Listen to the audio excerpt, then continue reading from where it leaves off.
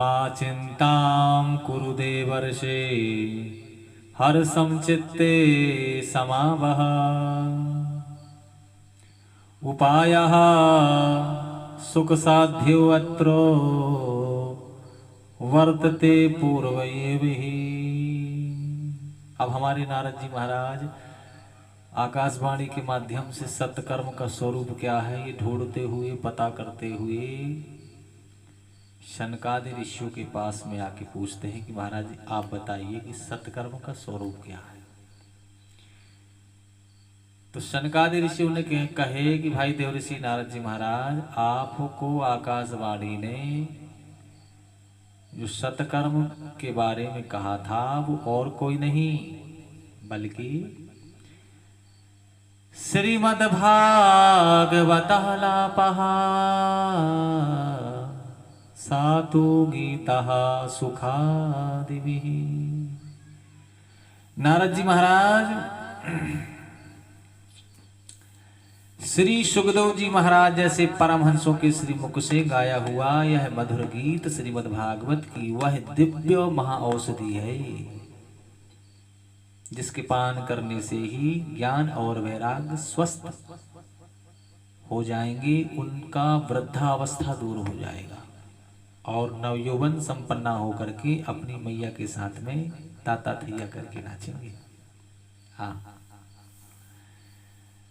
अब नारद जी महाराज को सनकादि ऋषियों की बातों पर विश्वास नहीं हुआ कि वाह हमने इतना जो सुना है उसमें कुछ नहीं हुआ तो फिर भागवत जी से क्या हो जाएगा।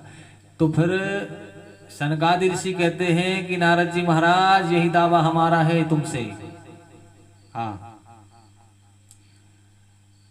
आपने वेद सुनाए, उपनिषद सुनाए, गीता पाठेर मुहुर्मुहु गीता का पाठ सुनाया, पर हम आपको विश्वास दिलाते हैं कि श्री सुखदेव जी जैसे परमहंसों का गाया हुआ यह जो भागवत जी का दिव्य मधुर गीत है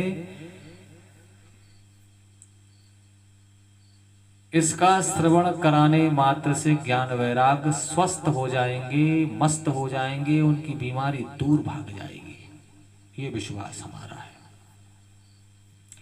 नारद जी महाराज कहते हैं कि हे महाराज जी वैसे भागवत जी का जो श्रवण है मेरे पिताजी ने मुझे अध्ययन कराया था, इसलिए मैं जानता हूं कि भागवत में जो व्याख्याएं लिखी हुई हैं वह सब वैदिक सूत्रों की ही तो व्याख्याएं लिखी हुई हैं। वेद रूपी वृक्ष का ही तो फल श्रीमद् भागवत जी है महाराज जी।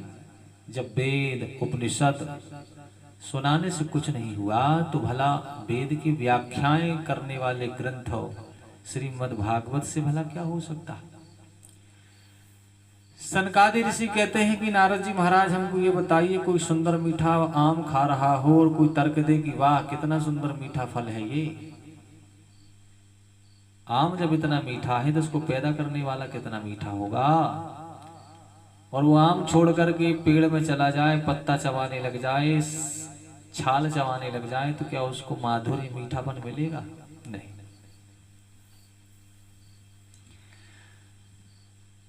दूध में से ही घी निकलता है, दूध में से ही घी निकलता है। बढ़िया बढ़िया पूरी सीख रही हो और सीखते सीखते घी समाप्त हो जाए और कोई तर्क दे कि भाई जब दूध में से ही घी निकलता है तो क्यों नहीं दूध डाल करके पूरी निकाल लियो, क्या वो पूरी निकलेगी? बोले कतई नहीं। सुंदर मीठा हम शक्कर से बनी हुई मीठा पाते हैं, बड़ा स्वादिष्ट होता है। मान लीजिए शक्कर नहीं है, किसी ने तर्क दिया कि भाई शक्कर के रस से ही तो शक्कर, गन्ना के रस से ही तो शक्कर बनती है, तो क्यों नहीं रस से मीठा बना लिया जाए? तो वो माधुर्य वो मीठा नहीं होगा। नारद जी महाराज सारी बात समझ में आ गई, उनका जो शंका मन में था वो सारी शंका दूर हो गई, समाधान उनका पूर्ण हो गया। हाथ जोड़ करके कहते हैं कि महाराज जी आप जैसे संत महात्माओं के संग से ही सत्संग प्राप्त होती है। कोई कितना पढ़ा लिखा हो जाए, पंडित बन जाए, पर जब तक आप संत महात्माओं का संग ना करें तब तक वेदों को समझना सहज नहीं है। गोस्वामी जी महाराज कहते हैं हमारे कि बिनु सत्संग विवेक न होई, राम कृपा बिनु सुलभ न सोई, बिनु सत्संग। आवत यही सर अति कठिनाई, राम कृपा बिनु आई न जाई, राम कृपा बिनु आई न जाई। सत्संग की सरिता में सरोवर होने का सौभाग्य उन्हीं महापुरुषों को प्राप्त होता है मित्रों, जिन्हें गोविंद की अपनी कृपामयी चुंबक से खींच करके सत्संग के सरोवर पर लाती है। तुम 7 दिन की छुट्टी लिए बैठे रहे ना, हमारे गोविंद जी अगर नहीं चाहेंगे तो आप 1 सेकंड भी कथा का सत्संग नहीं कर सकते मित्र। और आप कितनी ही व्यस्त रहना, हमारे गोविंद जी महाराज चाहेंगे तो आपको खींच करके पूरा सत्संग करा देंगे। जो अपने जीवन में कभी आपने आनंद नहीं लिया हो वो आनंद आपको प्राप्त कर देंगे और आप घर भी आ जाएंगे। आनंद आ गया। ईश्वर की कृपा के बगैर कुछ नहीं हो सकता। नारद जी महाराज कहते हैं कि हे महाराज जी, और मेरा परम सौभाग्य है कि आप जैसे संतों के दर्शन मुझे प्राप्त हुए हैं। अब तो मैं आपके ही मुखाग्र बिंदों से श्रीमद् भागवत की संहिता का श्रवण करूंगा। महाराज जी आप तो स्थान बताइए। सनकादिक ऋषि कहते हैं कि नारद जी महाराज हम तो एक ही स्थान चुने हैं, बहुत ही सुंदर प्यारी जगह है, हमको लगती है माँ गंगा के पावन पुलिन पर हरिद्वार है, उसी के आनंद तट पर कथा होगी। अब देखिए कथा कहाँ चल रही है? बद्री धाम पर। कथा बद्री धाम पर चल रही है। चाहे तो वहां भी कर सकते थे, लेकिन भाई वहां कौन लोग पहुंचता है? वहां वो लोग पहुंचते हैं जो साधक होते हैं, जो साधना करना चाहते हैं। पहले तो बहुत कम लोग पहुंचा करते थे, जैसे तैसे वहां पहुंचते थे तो उनकी समाधि लग जाती थी। तो कथा वहां सुनने वाला जब होगा नहीं तो कथा का आनंद रस कैसे प्राप्त होगा? तो वहां से आकर के हरि का जो द्वार है हरिद्वार, कि भाई ज्यादा ऊपर भी नहीं गए ज्यादा नीचे भी नहीं गए। अगर बद्री धाम के लोगों का समाधिस्थ टूटता है खोलता है तो वो वहां से नीचे उतर के हरिद्वार में आके कथा सुनेंगे। दिल्ली का क्षेत्र भी दिल्लीवासी भी आ जाएंगे, भगवत कथा का श्रवण कर लेंगे। जीवन मुक्त ब्रह्म परो चरित सुनहि तज ध्यान।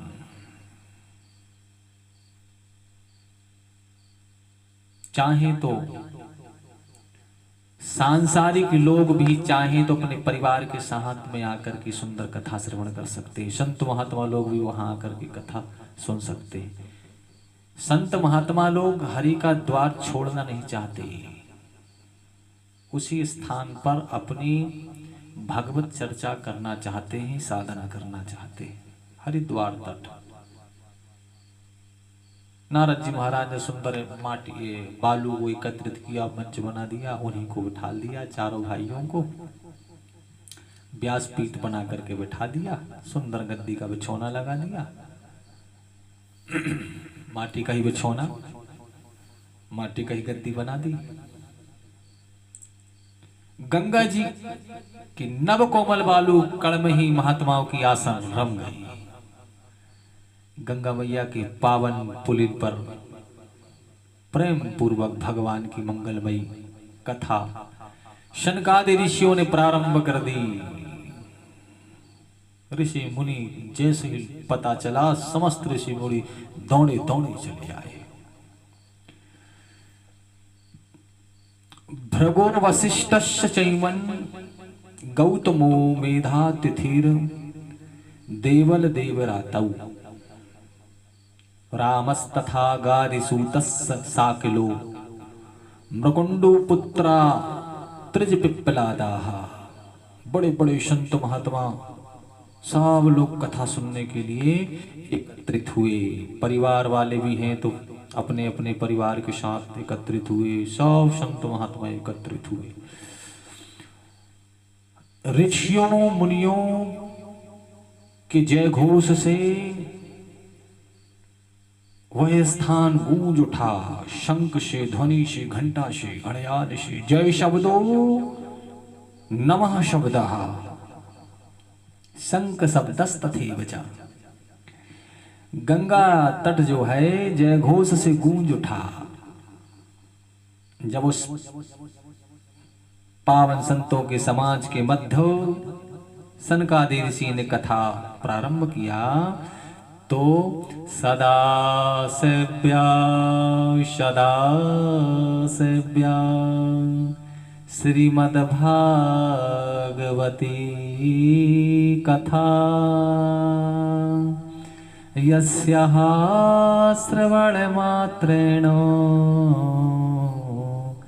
हरिश्चित्तं समाश्रयेत। सनकादि ऋषि महाराज कहते हैं कि भगवान की कथा सदैव श्रवण करने योग्य है मित्रों। इसके श्रवण करने मात्र से चित्त हरि पर चिपक जाता है। वह टेढ़ी टांग वाला द्रवीभूत चित्त में ऐसा गड़ जाता है कि तुम निकलना भी चाहो तो निकल ना पाओ। कितना ही पुरुष सूक्त के पाठ करो, गायत्री का जाप करो, श्री सूक्त का पाठ करो, जो भी करना चाहो वह हमारे चित्त में चिपक जाता है और हृदय को बड़ा सुकून मिलता है। वह भागवत के श्लोक के पाठ करने से जो प्राप्त नहीं होता, वह मानव तन पाकर भी जिसने इस परम लाभ को प्राप्त नहीं किया, वह चंडाल के समान है, गधा के समान है, श्वास लेता हुआ मुर्दे के समान है। इस प्रकार से न जाने कितनी गालियां दे डाली। नारद जी महाराज ने पूछा कि महाराज जी आप गाली क्यों दे रहे हो? तो सनकादि ऋषि महाराज कहते हैं यह हम गाली थोड़ी दे रहे हैं। तो एवं वदंती दिवि देव समाज मुख्याः, ऐसा आकाश पर खड़े हुए पूरे देवता लोग देख रहे हैं और वो कह रहे हैं कि भगवान के चरणामृत की पवित्र धारा बह रही है और वह उसमें आचमन और अवगाहन नहीं कर रहे। हम लोग तो अमृत का कलश लेकर के गए थे, फिर भी हमको भगा दिया गया। इन्हें तो कथामृत सुलभ है, पर यह लोग इसका लाभ नहीं ले पा रहे, इसलिए इन जीवों के दुर्भाग्य पर देवता उन्हें गालियां देते हैं। सनकादि ऋषि चारों भाई भागवत की महिमा मुक्त कंठ से गा ही रहे थे कि उसी क्षण एक दिव्य अलौकिक विमान, अलौकिक संकीर्तन की ध्वनि सुनाई पड़ी।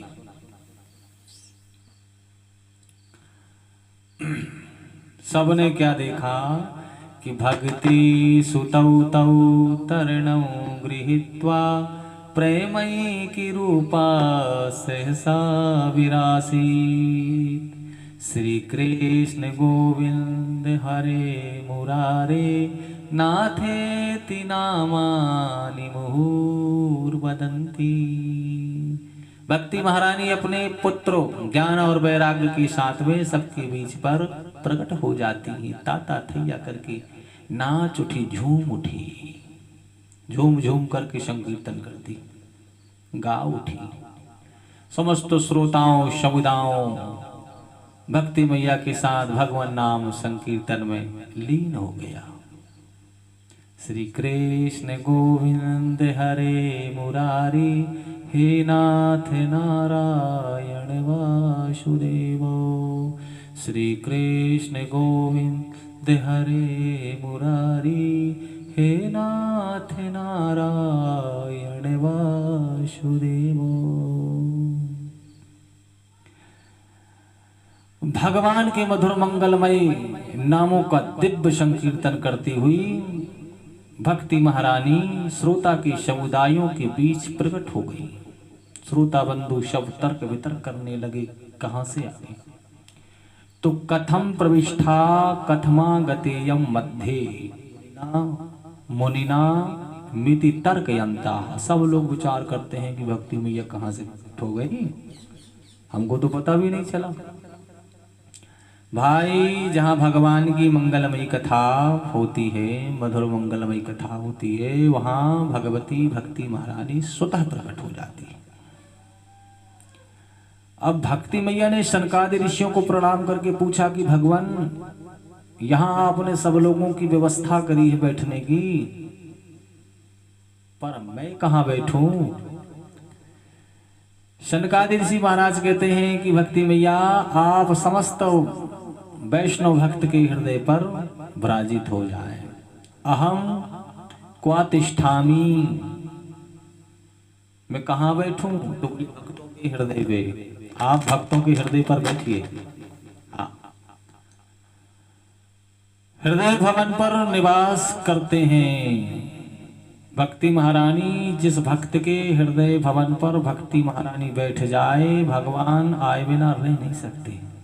जिसके भवन पर भक्ति महारानी विराजमान हो जाए ना प्यारे, फिर उसे फिर ना भगवान को मनाने की जरूरत नहीं पड़ती। भगवान उस भक्ति महारानी के पीछे पीछे डोलते हैं, भागते हैं। जहां भक्ति वहां भगवान। सकल भुवन मध्ये निर्धनास्ते अपि धन्या निवसति हृदि तेषां श्री हरेर भक्तिरेका। सकल भुवन मध्ये निर्धनास्ते अपि धन्या निवसति हृदि तेषां श्री हरेर भक्तिरेका। हरिरपि निज लोकं सर्वथा तो विहाय प्रविशति हृदि तेषां भक्ति सूत्रोपनादः।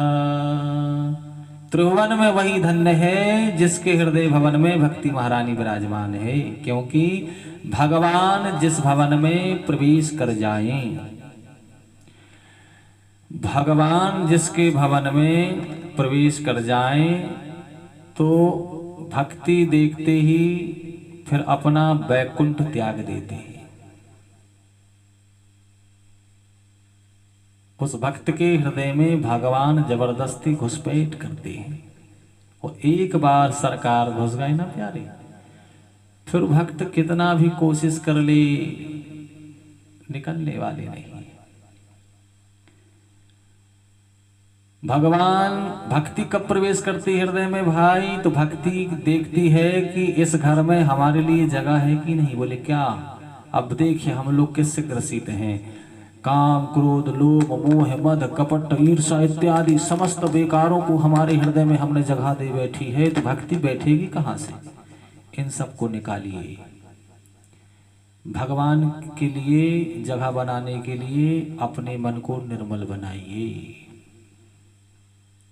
निर्मल मन जन सो मोहि पावा, मोहि कपट छाला छिद्र न भावा। निर्मल मन जन। भक्ति महारानी भक्तों के हृदय में देखती है कि काम क्रोध लोभ मोह मद कपट ईर्षा इत्यादि कुछ ना रहे, तो भक्ति प्रवेश कर जाती है। और भक्ति जब प्रवेश करती है तो अपने प्रियतमा के लिए वह घर सुसज्जित कर देती है। सुंदर सुगंधित सुंदर सुंदर फूल फुलवारी लगा करके अपनी प्रियतमा का इंतजार करती है। आहा, ऐसे हृदय मन वाले के लिए भगवान तनिक भी विलंब नहीं करते हैं मित्रों, दौड़े दौड़े चले जाते हैं। आपको भी अपने प्रभु को विराजित करना है हृदय में, तो आप शनै शनै धीरे धीरे अपने आप को प्रयास करें कि हम स्वच्छ निर्मल पवित्र रहें, किसी की बुराई ना करें, किसी से द्वेष ना करें, किसी से राग ना करें, किसी के प्रति गलत भावना ना रखें। ऐसे आपके हृदय पर उत्कंठा होना चाहिए। जब मन स्वच्छ निर्मल पवित्र हो जाएगा तो अपने आप मन के विकार धुलते चले जाएंगे। एक दिन हमारा हरि हमारे हृदय पर विराजित हो जाएगा, और जिस दिन हरि विराजित होगा उस दिन संसार में उसको किसी प्रकार से कतई कोई कष्ट नहीं होगा। सदा हमेशा हरि के आनंद पर मग्न रहेगा, और वो अपनी गाड़ी भी चलाएगा, है कि नहीं। जीवन सार्थक करना है, जिसलिए हम आए हैं वही हमारा कार्य है मित्रों, उसी को करें। ये सब माया जंजाल का मेला है मित्रों। ये सब देखते हुए करते हुए गृहस्थी को पूर्ण करते हुए अपने आराध्य पर चिपक जाइए। तो मित्रों, जय श्री राधे। हम अगले वीडियो में आपको आगे की कथा श्रवण कराएंगे। तब तक के लिए सब मित्रों को जय श्री राधे।